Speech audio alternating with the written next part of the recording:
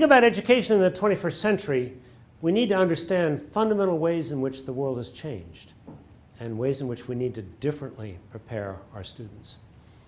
Two changes in particular I think are essential for us to understand.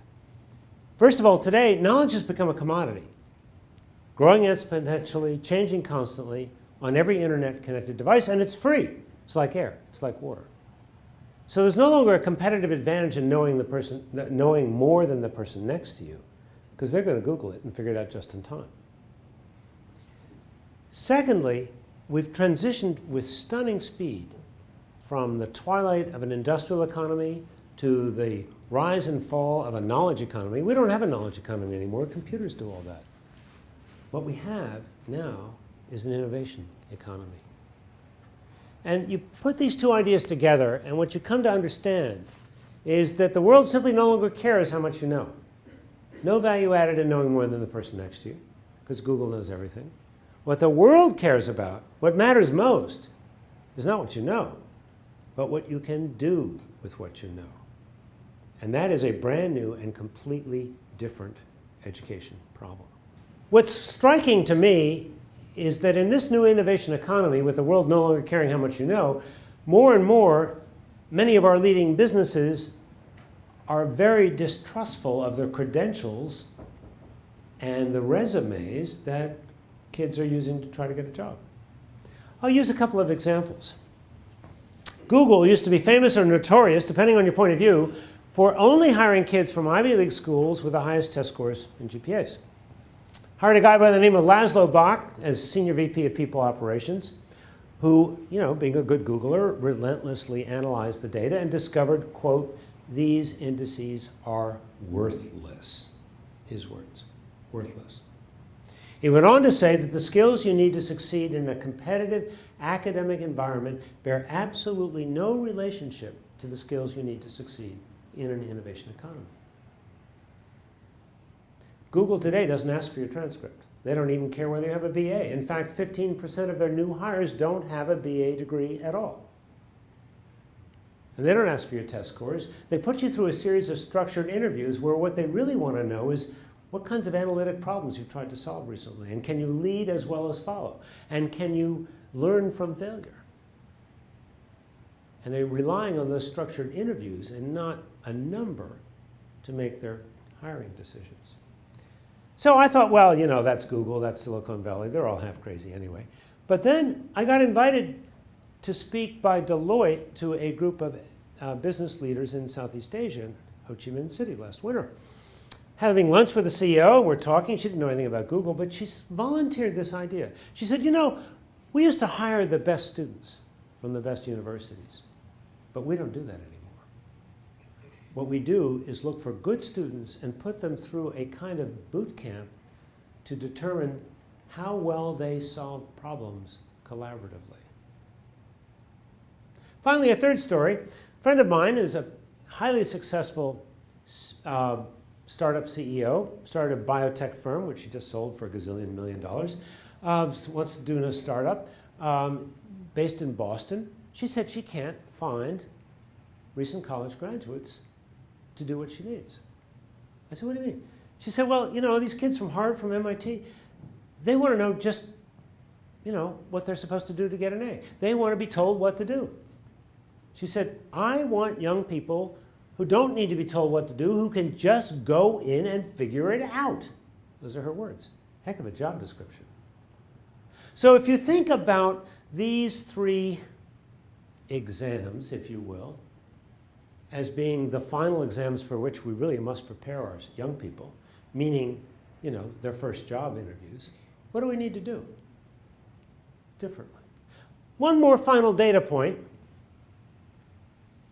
Okay, for a minute, let's look at, what do you think the combined and underemployment rate is of recent four-year college graduates?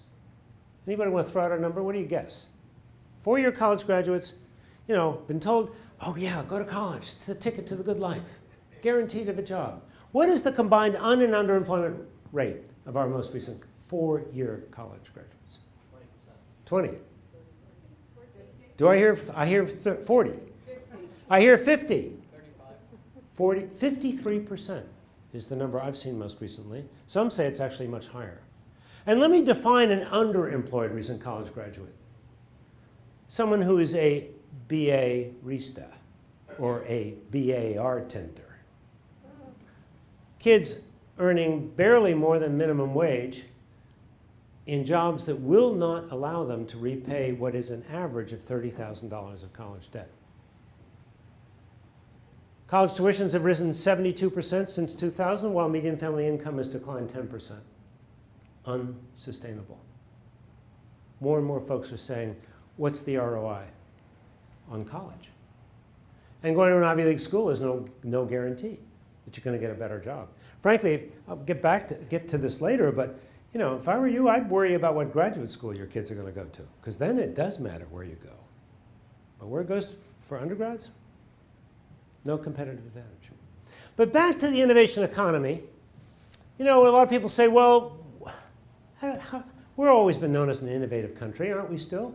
I mean, what does innovation come from? A lot of people say, well, it's availability of investment capital. Yep. Rule of law, freedom of speech. Yep. Liberal immigration policies. Well, we're not doing so well on that lately, are we? Good infrastructure. No, not so well. What about education? Part of the problem or part of the solution? Okay, here's a quick question for you, and I'll ask and answer it so quickly you will not be able to Google it. What do Bill Gates, let's see, Edwin Land, inventor of the Polaroid instant camera, Buckminster Fuller, inventor of the geodesic domes, Bonnie Raitt, the folk singer, and Martin Zuckerberg of Facebook fame all have in common besides being innovators? They did not drop out of college.